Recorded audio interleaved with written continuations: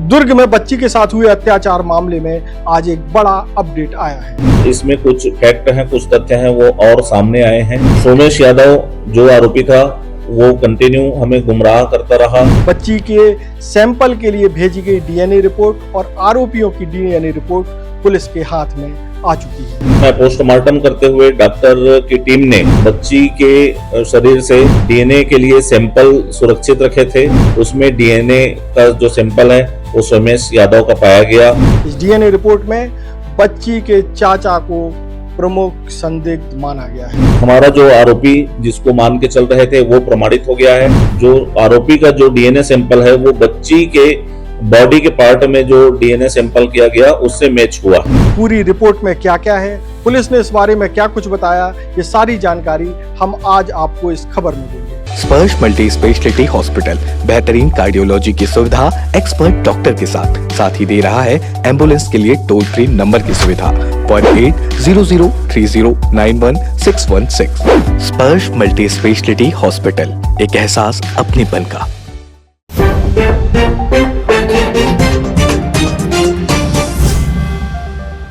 नमस्कार, मैं हूं मयंक चतुर्वेदी और आप देख रहे हैं तीरंदाज।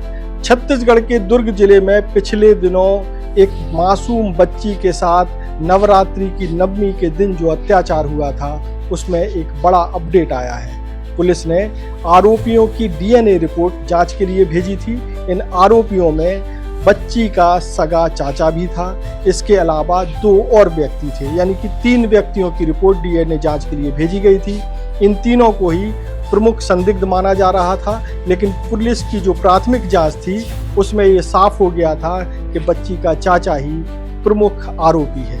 इसके बाद परिवार के लोगों ने पुलिस पर आरोप लगाया था कि बच्ची के चाचा को फंसाया जा रहा है, लेकिन एसपी जो है, दुर्ग के जो एसपी हैं जितेंद्र शुक्ला, वो खुद सामने आए थे और उन्होंने बहुत ही मजबूती के साथ ये बात कही थी कि उनके पास बच्ची के चाचा को आरोपी ठहराए जाने के लिए पर्याप्त सबूत हैं और इन सबूतों को कोर्ट में पेश करने के बाद न्याय साफ साफ दिखाई भी देगा। बच्ची के शरीर पर मिले अवशेषों को डीएनए जांच के लिए भेजा गया था। आज जो डीएनए रिपोर्ट आई उसमें काफ़ी कुछ तस्वीर साफ हो गई।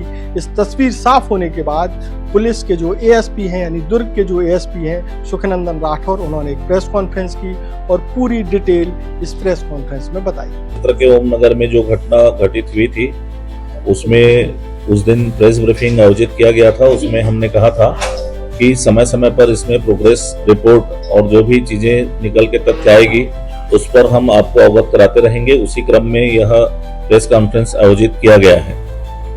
इसमें हमारी विवेचना कंटिन्यू चल रही है। एसआईटी की जांच जो टीम थी वो भी उसमें कंटिन्यू जांच कर रही है और इसमें कुछ फैक्ट हैं, कुछ तथ्य हैं वो और सामने आए हैं। इसको लेकर के आज उपस्थित हुए। जो आरोपी था वो जिस सोमेश यादव जो आरोपी था वो कंटिन्यू हमें गुमराह करता रहा और जिस तरीके का वो बात बताते रहा उसी क्रम में ही उस दिन की विवेचना आगे बढ़ी थी।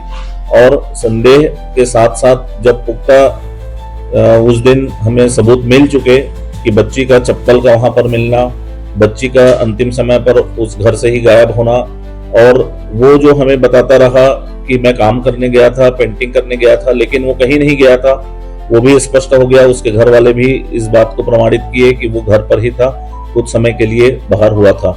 ये जो फिजिकल एविडेंस है, जो साक्ष्य हैं, वो सारे चीजें के बाद हमने 3 आरोपियों को डीएनए सैंपल के लिए भेजा हुआ था। 2 अन्य संदेही भी थे साथ में।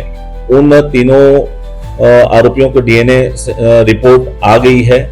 उसी के आधार पर अभी हम आपको जानकारी दे रहे हैं। जो पीएम के समय पोस्टमार्टम करते हुए डॉक्टर की टीम ने जो बच्ची के शरीर से डीएनए के लिए सैंपल सुरक्षित रखे थे, उस सैंपल का मिलान 3 आरोपियों जो संदेही आरोपी थे उनके डीएनए सैंपल से मैच जब कराया गया है, रिपोर्ट अनुसार रिपोर्ट जो आई है उसमें डीएनए का जो सैंपल है वो सोमेश यादव का पाया गया, स्पष्ट रूप से प्रमाणित हो गया। तो जो पहला इसमें हमारा जो आरोपी जिसको मान के चल रहे थे वो प्रमाणित हो गया है, कंफर्म हो गया है। किसी प्रकार का कोई संदेह की गुंजाइश इसमें नहीं है। अन्य संदेही जो थे उनके भी डीएनए के सैंपल हम लिए थे, उसको भी मैच कराने के लिए भेजे थे। उनका किसी प्रकार का कोई मैचिंग नहीं हुआ। इस आधार पर और पूर्व के जो साक्ष्य के आधार पर, और उसके अलावा भी उन लोगों ने जो बातें कही थी कि हम यहाँ थे, जिस जगह पर वो बताए थे उस जगह पर वो पाए गए, लोगों से पूछताछ की गई, तस्दीक की गई तो वो सही पाए गए थे। इस आधार पर उनकी जो संदेही जो अन्य थे उनका नाम स्पष्ट नहीं हो पाया। अब इस घटना होने के बाद और किसको किसको जानकारी थी, जो वो बता रहा था आरोपी अपने बयान में, उसकी तस्दीकी कि घर वाले तो नहीं जान रहे थे और कौन कौन जान रहे थे इस घटना को, इसकी विवेचना अभी ओपन है। हमारी एसआईटी की टीम और मोहन नगर थाने की टीम उसमें अभी भी विवेचना करेगी, पूछताछ करेगी। इसके अलावा चूंकि ये मामला बहुत संवेदनशील है, गंभीर किस्म का है, पॉक्सो एक्ट के तहत इसमें कार्रवाइयां हुई है, तो इसमें बच्ची का नाम, न ही उसका चित्रण, न ही उसका फोटो, न ही उसके घर का अता पता और किसी प्रकार की कोई चीज देने में बंदिशें रहती है। लेकिन हमारे कुछ मीडिया के साथी उसको नाम जब चलाए हैं, उसके परिवार का भी नाम ओपन किए हैं, उनसे आग्रह है कि उसको समय रहते डिलीट कर लें। पॉक्सो एक्ट के धारा 23 के तहत ये स्पष्ट मीडिया के लिए भी उसमें प्रावधान है कि इस तरह के अगर किसी प्रकार के कोई कृत्य करते हैं तो 6 माह से लेकर 1 साल तक की सजा का प्रावधान है। तो हमारा आग्रह है कि अगर कहीं पर भी नाम उजागर किए होंगे तो उसको डिलीट कर सकते हैं, अन्यथा इस पर भी हम अलग से पृथक से जानकारी लेंगे। इसमें संवेदनशीलता के साथ बच्ची का नाम उजागर ना हो, इसका हमें ध्यान रखना चाहिए। डीएनए का प्रोफाइलिंग होता है और ये टेक्नोलॉजी शब्द है, और डीएनए का जो पार्ट है, जो आरोपी का जो डीएनए सैंपल है वो बच्ची के बॉडी के पार्ट में जो डीएनए सैंपल किया गया उससे मैच हुआ है। और चूंकि ये विवेचना का पार्ट है और विवेचना में है, संवेदनशील मामला है, इतना बताना पर्याप्त है।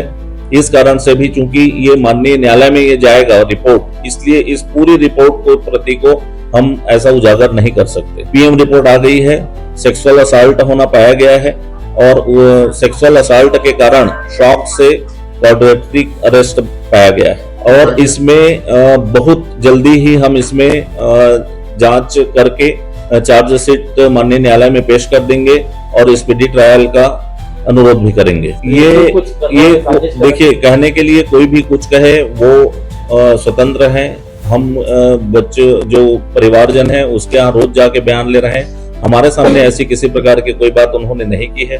लगातार वो हमारे सहयोग कर रहे हैं, विवेचना में सहयोग कर रहे हैं। हम पर उन लोगों ने भरोसा जताया है और हम फैक्ट के आधार पर काम करते हैं। किसी के कहे सुने बातों पर या कोई क्या कह रहा है उसका जवाब देने के लिए उत्तरदायी नहीं है। ये इसमें 2 चीजें क्लियर हो गई है। पहले वो जो जिस तरीके से गुमराह करता रहा, ऊपर छत जो उसका रूम है, इवन उसमें और भी जो विवेचना के पार्ट हैं, डीएनए के सैंपल्स हैं, वो भी मैच कराए गए हैं। सारा चीज क्लियर है। वहां से कार का एक दरवाजा खुलता है, ये लगभग सबको वहां पता है। महीने 1.5 महीना से पहले वो कार का एक दरवाजा खुलता है। इवन जो आरोपी है उसको भी पता था, उसने भी अपने पूछताछ में बताया है कि मुझे मालूम है, और ऊपर से ला करके वो नीचे कार में रख दिया, स्वीकार करना बताया है। मेमोरेंडम में सारे कथन में, मेमोरेंडम के साक्ष्य में सारे चीज आ गए। नहीं, वो स्पष्ट नहीं है। एसिड की बात ये उठी हुई बात है, ऐसा कोई पीएम रिपोर्ट में नहीं आया है। तो ये थे दुर्ग के एएसपी सुखचंदन राठौर, जिन्होंने डीएनए रिपोर्ट और जो पॉक्सो एक्ट है उसकी धाराओं और उसकी बंदिशों के बारे में जानकारी दी। इसके अलावा जो है चिराग जैन जो है, जो कि सीएसपी हैं दुर्ग के, उन्होंने भी पत्रकारों को काफी कुछ इस मामले में जानकारी दी। जो मोहन नगर में एक घटना हुई थी बच्ची के साथ, उसमें एक आरोपी को गिरफ्तार किया गया था, सोमेश यादव। अब उसके डीएनए रिपोर्ट के लिए भेजा गया था फोरेंसिक्स को, तो उसमें डीएनए रिपोर्ट आई है और उसमें वो मैच किया है बच्ची के बॉडी से जो बायोलॉजिकल सैंपल्स कलेक्ट किए गए थे उनसे, उसमें जो डीएनए था और जो आरोपी से डीएनए कलेक्ट किया गया था वो मैच किया है, और बाकी और जो संदेही थे उनसे भी जो डीएनए किया गया था वो मिसमैच है। तो इससे स्पष्ट होता है कि जो सोमेश यादव है वही आरोपी है, बाकी लोग जिन पे संदेह था वो आरोपी नहीं है। अब जांच का विषय ये है कि इस घटना में सोमेश यादव के साथ कौन शामिल था, किसने गाड़ी में बॉडी छिपाई और किसने उसका साथ दिया, ये हम लोग जांच कर रहे हैं और इसमें जो भी तथ्य आएंगे उसके हिसाब से हम आगे बढ़ेंगे। क्या कथन में कुछ विरोधाभास आपको मिला कि जिसके आधार पर और लोगों की गिरफ्तारी इस पूरे मामले में हो सकती है? अभी हम जांच कर रहे हैं वो चीज, नहीं इस तरह का भी टाइम स्पष्ट नहीं है। सर, ये पत्रकारों को बोला गया कि जिनने ये पोक्सो एक्ट की धारा 23 है, उसमें मीडिया को ये बोला गया है कि वो लोग कोई भी अनवेरिफाइड अनऑथेंटिक न्यूज ना चलाएं, स्पेशली पोक्सो जैसे मैटर में, और अगर वो ऐसा करते हैं तो मिनिमम 6 महीने और मैक्सिमम 1 साल तक की सजा है। इसमें जो भी होगा, जो हमारे सामने तथ्य आएंगे उसके हिसाब से हम कार्रवाई करेंगे। तो ये थी दुर्ग पुलिस जिसने ये बताया कि बच्ची के केस में ताजा अपडेट क्या है, जो मुख्य आरोपी चाचा है वो किस तरीके से डीएनए रिपोर्ट में भी साबित हुआ है। हालांकि अब ये मामला कोर्ट में जाएगा और कोर्ट में जाने के बाद फैसला होगा। देश और दुनिया की ताजा तरीन खबरों से जुड़े रहने के लिए आप तीरंदाज को सब्सक्राइब करना बिल्कुल ना भूलें और बेल आइकन को जरूर प्रेस कर लें। नमस्कार। खुश है तो फिर खुशी मना ले, छोटा बड़ा केक मंगा ले, संगम में मिलता है बढ़िया केक, संगम में मिलता है बढ़िया केक। तीरंदाज।